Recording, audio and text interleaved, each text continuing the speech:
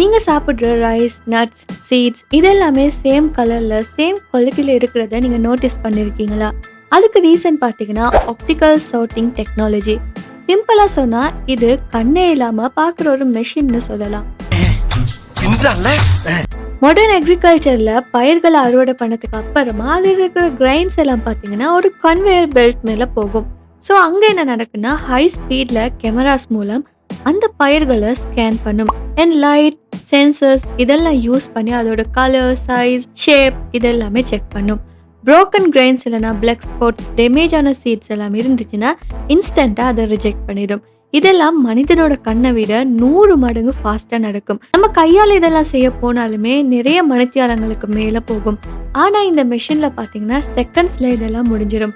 Best part என்னன்னா, chemicals இல்ல, human touch இல்ல, ரொம்பவுமே கிளீனா ஹை குவாலிட்டியான ஃபுட்டை இது மூலமா தேர்ந்தெடுக்க முடியும்.